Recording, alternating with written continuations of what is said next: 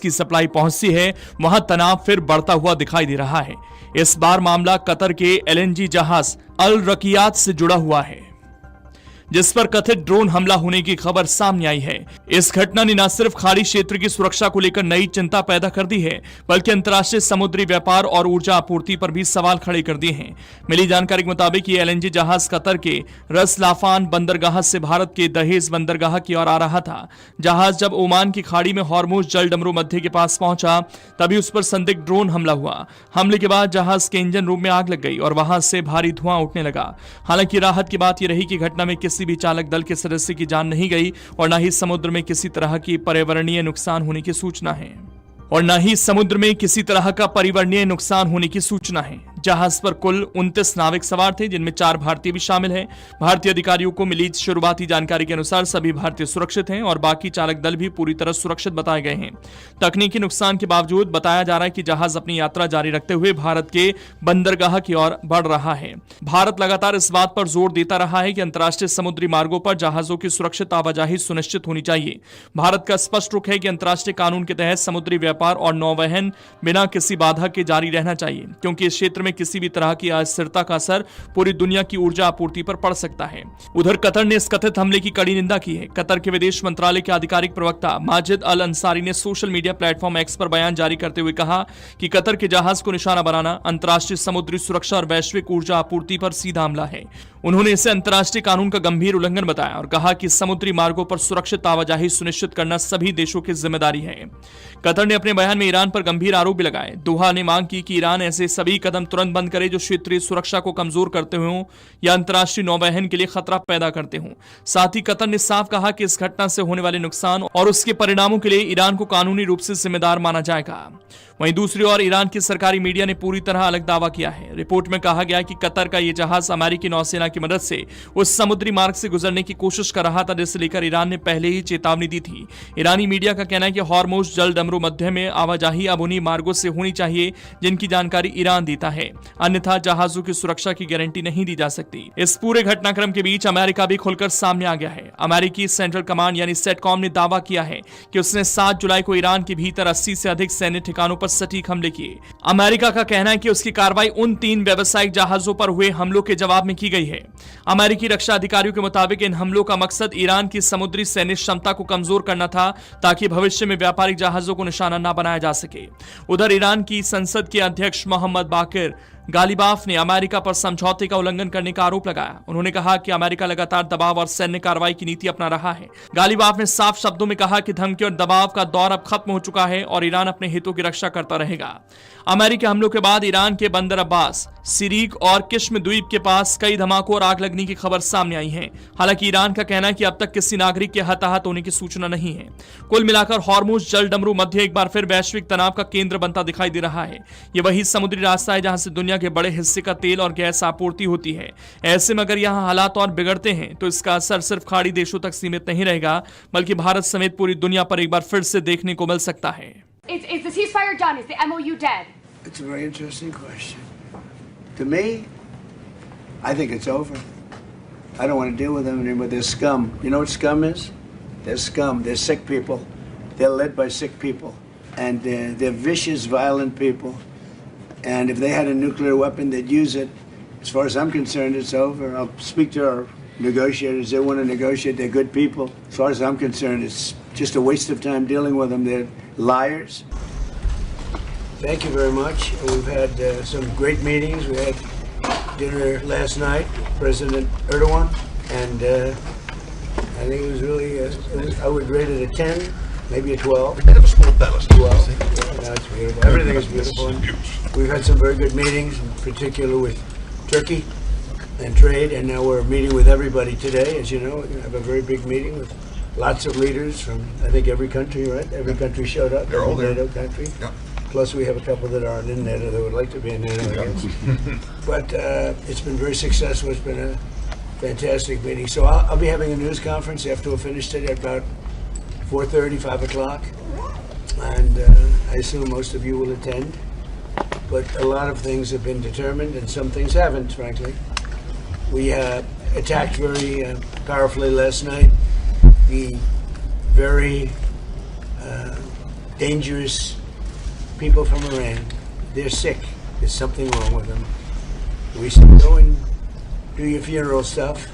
And instead of that, they start shooting rockets at ships yesterday. And so we hit them very hard last night, very hard. I would say 20 to 1, 20 times tougher. And I told them every time you hit, we hit. And of course they're dirty players, so they go after everyone, probably including me. I've been number one on their list for years. And they're a bunch of scum, you want to know the truth. They're scum. And so we don't like them. I don't like them. And they're evil people, and it's the denuclearization of Iran. And we're going to denuke it. We're not going to let them because they're crazy, and they can't have a nuclear weapon. And they go around killing people. They've killed thousands and thousands of our soldiers. They've killed hundreds of thousands of innocent people. They had the roadside bomb, Soleimani. I took care of him first term. And that was a big thing because I think it probably would be a lot stronger had he been around because he was a bad guy, but he was an evil genius, but a bad guy. And he was the father of the roadside bomb. The roadside bomb is a bomb that goes on when you're driving your little vehicle around, and it goes on and you have no legs, no arms, and no face. And they've killed thousands and thousands of people. Even the SS Cole was theirs. You remember that disaster. So I don't like them at all. And frankly, I think we waste a lot of time with them. I think we should just do our business. Can you imagine? They start shooting bombs, actually missiles at ships yesterday. Saudi Arabia, Kuwait, a couple of others. And they don't know. I don't think they know what the hell they're doing. But they're bad people, very bad people. I think they're incompetent, by the way. Because if they were competent, they would have made a deal a long time ago. Like, how about 47 years ago? So they've been in trouble for 47 years, and we took out their first set of leaders. We took out their second set of leaders. They want to take out the U.S. leader, me. I'm on every list. I saw a thing this morning. I'm on every single one of their lists.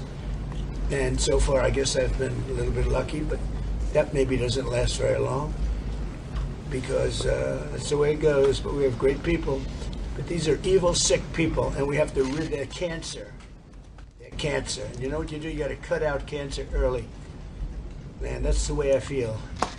And I want to thank Mark. He's been a great Secretary General of NATO. I'm not happy with NATO because of what they did with Greenland. And I'm not happy with NATO because of the fact that they didn't want to help us with the number one state sponsor of terror. That's Iran.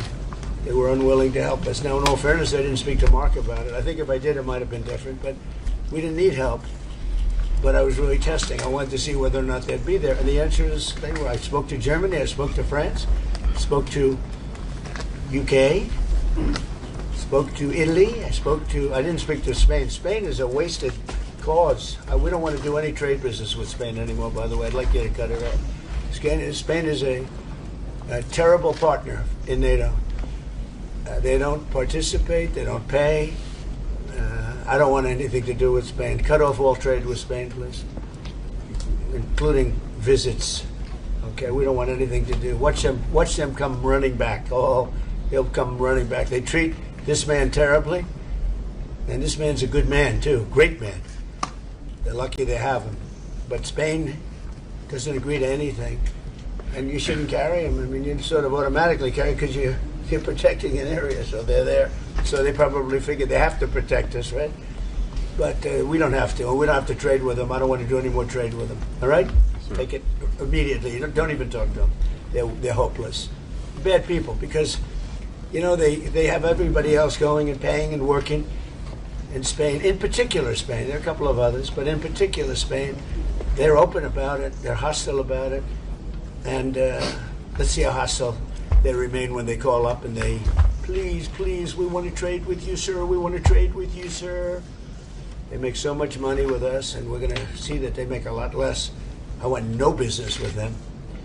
So, other than that, we're having the big meeting in a little while, and I'm going to relate my problems.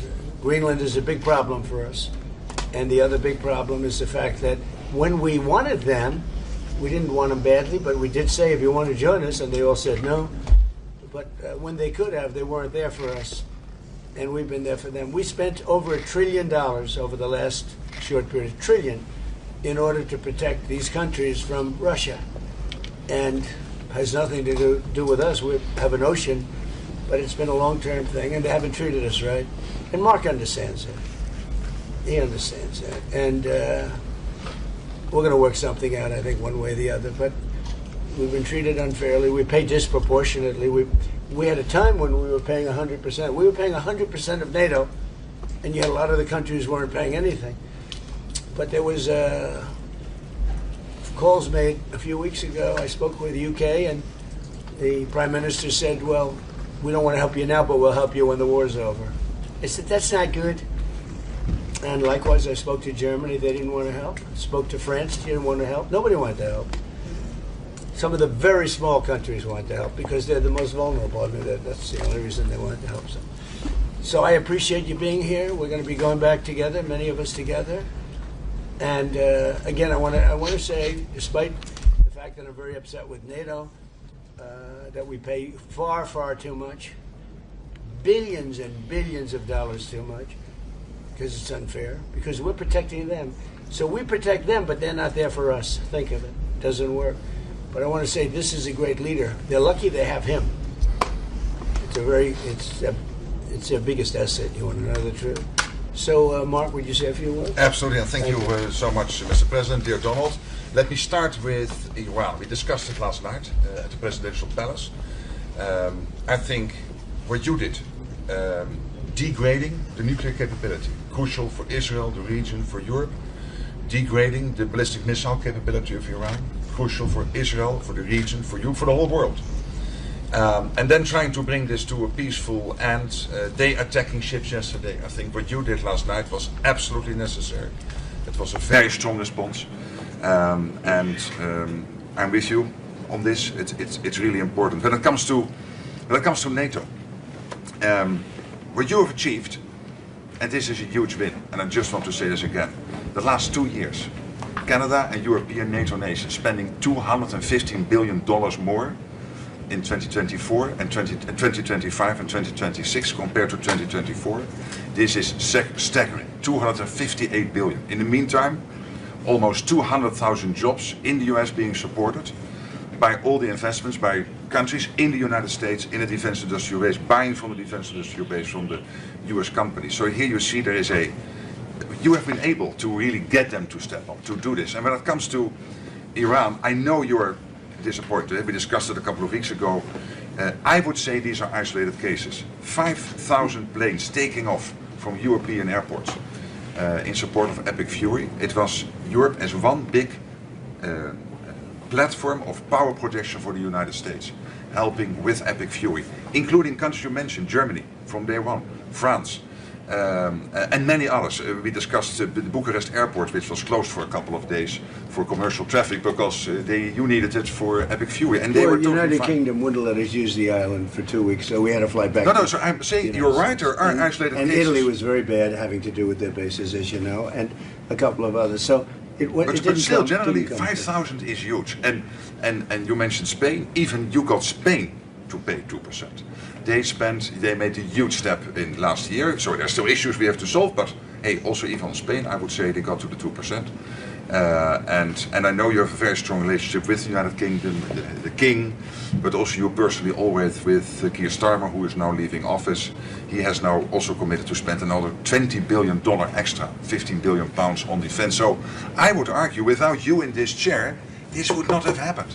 It is, of course, because of Russia, but also because of you. So grab to win, it's there. You did this. It was The Hague, and now they are implementing it. And on Greenland, you and I made a deal in Davos. I will make sure that that deal is step by step being implemented. That you can deploy, if you want, the Golden Dome on Greenland. You have your trilateral talks, Mark was leading them, from your side with the Greenlanders and the Danes, when it comes to if they would change their constitutional position in the kingdom, etc. But hey, I mean, just so they understand, Greenland is very important for the United States, but it's not important for Denmark. In fact, when Denmark was overrun by the Nazis in less than 1 day, Hitler beat them out in one day, took over. They asked us to take care of Greenland. In fact, we took Greenland, and then stupidly we gave it back. We shouldn't have given it back to them because we're the ones that need it. We need it for protection of the world, not just the United States. And it's very important. It doesn't help Denmark, but it helps us. And it's very important for us. And again, they were defeated very quickly. Denmark was beaten in one day, less than one day, by the Nazis, by Hitler. And when this happened, they immediately switched it over to us. We owned it. We had it. We were taking care of it, and then we gave it back, which is, I don't know why. I wouldn't have given the Panama Canal back either, so what do I know? I certainly wouldn't have done that because China's tried to take over the Panama Canal, and that's not going to happen.